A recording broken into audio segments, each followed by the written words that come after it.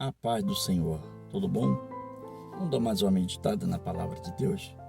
Tiago capítulo 4 diz assim: De onde vêm as guerras e peleja entre vós? Porventura, não vem disto, a saber, dos vossos deleites que nos vossos membros guerreiam? Da onde vêm as guerras, as lutas que acontecem entre nós? Porventura, não vem disto, dos vossos desejos? É interessante esse texto. E eu quis colocar um tema nessa palavra. De onde vem o sofrimento? Uma das coisas que mais acontece na vida do ser humano é o sofrimento. O sofrimento está em todo lugar. Você sofre muitas das vezes com a sua família, você sofre com as decisões dos seus filhos quando são adolescentes, você sofre no emprego. O sofrimento está instalado em todo lugar e não tem para onde correr. Por mais que você ore, que você busque, o sofrimento, ele de certa forma, ele te alcança. Mas Tiago, ele traz uma reflexão bem legal, que ele faz uma pergunta: de onde vêm as guerras? As guerras vêm dos nossos deleites, dos nossos desejos. Por que os homens fazem guerra? Por que um país luta contra outro? Tudo por uma coisa só: ganância. Essa é a palavra. Não tem outra coisa. A guerra acontece por causa daquilo que não nos pertence. Porque um país invade o outro. Às vezes um país tem petróleo melhor do que o outro, tem situações melhor do que a outra, e muitas das vezes invade no intuito de apanhar aquilo que é bom. A ganância, o desejo de ter mais, de conquistar mais. O ser humano nunca está satisfeito. Ele nunca está cheio. Se você der 1 bilhão de reais ou de dólar para um ser humano, ele quer ganhar 2. E se ele tem 2, ele quer ganhar 3. Porque aonde cabe 3, 4 bilhões, cabe 10, 20, 30.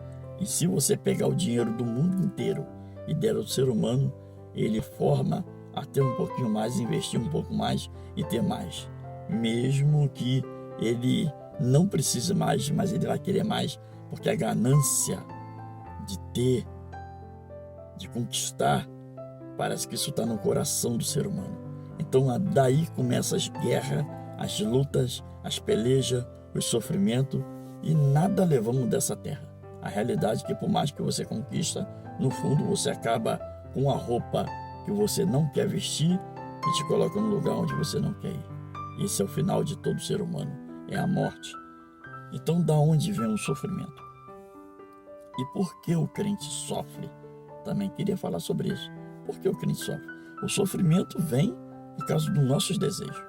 Lutamos dentro de nós por aquilo que queremos. Estamos sempre em guerra, sempre querendo conquistar mais. Então, com isso vem um sofrimento na vida do ser humano, porque pelo fato dele querer sempre mais, esse mais acaba trazendo doenças e complicações na vida do ser humano. E da onde vem o sofrimento do crente? O primeiro ponto: o crente sofre por causa de Adão e Eva. É o primeiro sofrimento. Adão e Eva tomaram uma decisão, principalmente Adão, né? Tomou uma decisão. Deus tinha comentado com Adão que colocou ele no jardim. O homem estava ali somente para trabalhar, para lavrar a terra e conquistar o seu fruto, viver bem com a sua mulher, ser pai de família, cuidar dos animais. Ele estava feliz demais, era tudo perfeito para Adão. Mas até que um dia ele tomou uma decisão, revogando uma ordem dada por Deus para que ele não façasse tal coisa, e assim ele fez, e assim sucedeu todo o sofrimento. Após a queda de Adão, essa desobediência de Adão passou por todo ser humano, porque a desobediência dele entrou no seu DNA, e do seu DNA passou para a sua posteridade. E hoje, até hoje, por causa da decisão que Adão tomou, todos os seres humanos sofrem. Esse é o primeiro sofrimento que nós temos. Por que o crente sofre? A decisão dos nossos pais. A decisão dos nossos pais fez a gente sofrer. Até os nossos pais agora atual, as decisões dele faz a gente sofrer. Porque se o pai não sabe criar bem o seu filho, no futuro ele traz problema. Se não dá estudo, não dá condições, no futuro ele traz problema. Então, o sofrimento, ele veio também por causa da decisão dos nossos pais. Segundo, o crente sofre pela mesma razão que os descrentes, consequência dos seus próprios atos. Por que o crente sofre? Ele sofre por causa da decisão que nós tomamos também. Sofremos por causa da mesma razão que os descrentes sofrem, nós sofremos também. Os descrentes sofrem por causa dos seus desejos, por causa das suas lutas, as decisões dos seus atos, sabe? As decisões que ele toma, isso tudo faz com que ele traz sofrimento para a sua vida. E muitas das vezes a falta de sabedoria para tomar decisão, aonde acarreta lutas e perseguições na vida do ser humano. Então, assim como o crente sofre, o descrente também, que não é da igreja, sofre do mesmo jeito, por causa de decisões, consequência dos seus atos. Toda decisão que você tomar aqui, ela vai repercutir o resto da sua vida.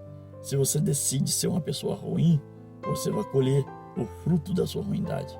Você decide ser uma pessoa boa, tu vai colher o fruto também da sua bondade. Decide ser maconheiro, para tu ver se você não vai assumir consequência da sua maconha. Decide ser uma pessoa de boa índole, para ver se também não vai colher consequências das suas boas decisões. Terceiro ponto, o crente também sofre pelo menos no seu espírito, por habitar no mundo pecaminoso.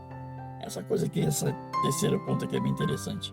O crente sofre, pelo menos no seu interior, por habitar no mundo pecaminoso. Ué, existe isso, pastor? Sim. Existia um homem chamado Ló. E a Bíblia diz que esse homem, ele era justo. Ele era tão justo que a sua alma o afligia quando ele morava em Sodoma e Gomorra. Ele tomou uma decisão errada quando teve uma briga entre ele e Abraão, que era o seu tio, e eles decidiram se separar porque os dois eram muito ricos e o local que eles estavam não estava suportando mais a criação de gado, então eles teve que arrumar novo pasto. E Ló decidiu sair para um outro lugar, ele viu a campina. Abraão chegou para ele e falou assim: olha, decide para onde você quer ir. Se você quer ir para a direita, eu vou para a esquerda. Se você quiser ir para a esquerda, eu vou para a direita. Eu acho que houve uma certa ganância da parte de Ló, porque quando ele olhou, ele viu a campina verdejante e falou: vou para lá. E então seu tio pegou o caminho contrário. Só que ele acabou parando em Sodoma e Gomorra, uma das cidades mais pecaminosas daquela época, a cidade terrivelmente pecaminosa. E não está muito diferente do Rio de Janeiro. Mas não é sobre isso que eu quero falar. E a decisão dele de ir para aquele lugar o afligiu muito a sua alma, porque era uma cidade completamente estranha aos seus costumes, à sua vida. Então a sua decisão fez com que a sua alma fosse afligida. E ele era um cara justo e viveu no meio do pecado. Só para ter ideia, quando Deus quis destruir a cidade de Sodoma e Gomorra, mandou 2 anjos para lá para livrar a vida de Ló e a sua família. Tanto que os anjos apareceram em forma humana. Os homens daquela cidade eram tão pecaminosos que viram o visitante na casa de Ló, foram lá e bateram na porta pedindo para botar os homens para fora, porque eles queriam fazer mal, quer dizer, eles queriam ter relações sexuais com aqueles 2 homens sem saber que era anjo. Para tu ver o nível de pecado que existia naquela cidade.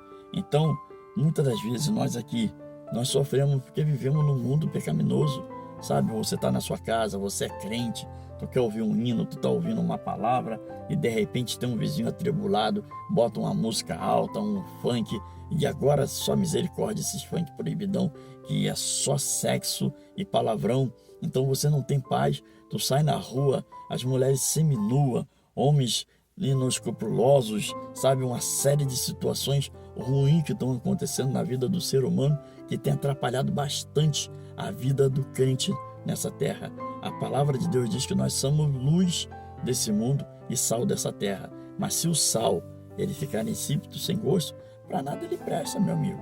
Então, nós sofremos porque vivemos no meio de pessoas atribuladas. Isso traz sofrimento, ainda mais se você tiver uma alma justa. Quarto, o crente sofre por causa do ataque do diabo. Um dos sofrimentos também que traz a vida do crente é o ataque do diabo, né? Olha só de onde vem o sofrimento. O diabo, ele ataca a todo momento. Ele não deixa ninguém em paz. Ele te atormenta. Ele tira sua paz. Ele tira seu prazer na oração. Ele tira o prazer de você ler as Escrituras Sagradas. Tira o desejo de você ir para a igreja. Tira o desejo de você orar. Tira o desejo de você consagrar. O inimigo, ele está aí para atrapalhar a todo momento. Não é à toa que a Bíblia diz que a gente não deve ignorar os ardis de Satanás. Quer dizer, a Bíblia fala que a gente não deve ignorar as suas artimanhas. O bicho, ele é danado. Então, para tirar a tua paz, às vezes você está tudo tranquilo, está tudo correndo bem, é a sua esposa que se levanta, são seus filhos que se levantam, é no trabalho alguém se levanta. Sempre tem alguém querendo tirar a sua paz. E muitas das vezes você pode achar, mas nem tudo é o diabo. Presta atenção. O diabo, ele é o pai da mentira. A Escritura Sagrada diz que o diabo, ele é o pai da mentira. A Bíblia Sagrada diz que o diabo, ele é todo formado em iniquidade e maldade. Então, todo o mal que existe na terra, por mais simples que seja, ele procede do inimigo da nossa alma. Então, nós sofremos ataque diariamente pelo nosso inimigo, pelo nosso arqui-inimigo. Quinto, o crente sofre por ter a mente de Cristo. Esse ponto aqui é bem interessante. Mente de Cristo. Como é que se tem a mente de Cristo? O cara que é crente, ele não vive pensando sacanagem. A pessoa que é crente, ele não vive o tempo todo voltado somente para filmes, para pornografia, para sexualidade, para roubo, para mau desejo. A mente do crente, quando ele tem uma mente de Cristo, a mente dele é uma mente voltada para o céu, é voltada para as coisas de Deus. Por mais que as coisas ao seu redor tentam tirar as coisas do seu pensamento, você manter um foco na palavra, está sempre orando, sempre buscando. A palavra de Deus, ela mostra que o passarinho, ele pode rodar a sua cabeça, mas não deve fazer ninho. Quer dizer, isso são os pensamentos. A palavra também de Deus diz que as coisas que são dessa terra, você não deve estar com o seu pensamento nela, mas pensando nas coisas que são do alto. Então mantenha o teu foco em Deus, mantenha o teu foco na palavra, na oração. Isso é ter mente de Cristo.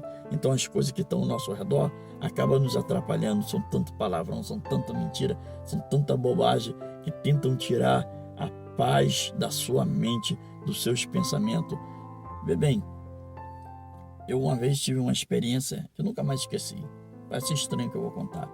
Eu sou motorista de caminhão e uma certa vez estou vendo a turminha dos colegas de motorista tudo assim, montuado e rindo tal, dando gargalhada, contando alguma coisa. E eu naquela curiosidade, tudo amigos, né? Assim mesmo, que eles não são crentes, mas são meus amigos de trabalho. Então, cheguei por cima, o que é que vocês estão vendo aí que estão rindo? E levantei a cabeça e olhei, alguém estava com o telefone na mão e o cara estava numa cena pornográfica lá.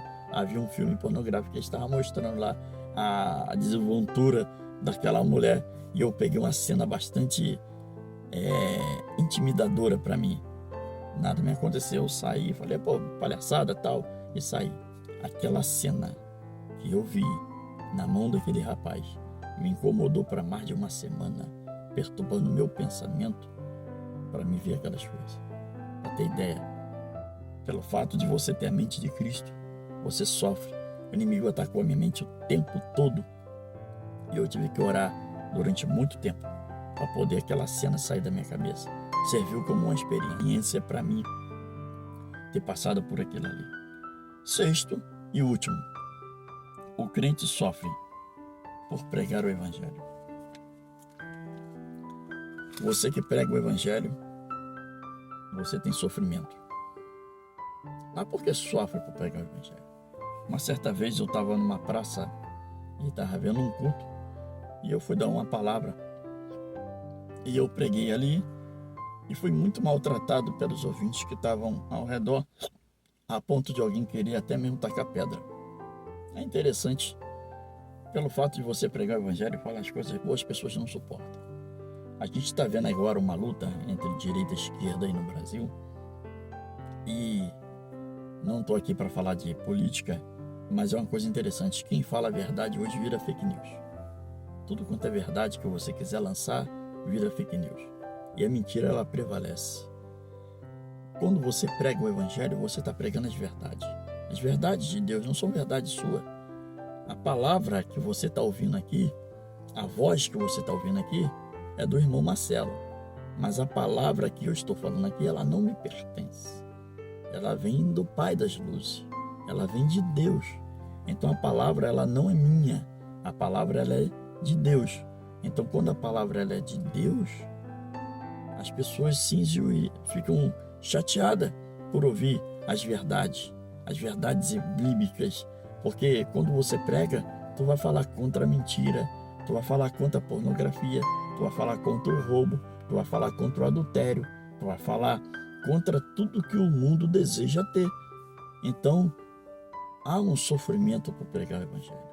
Então, a pergunta que não quer calar, da onde vem o sofrimento?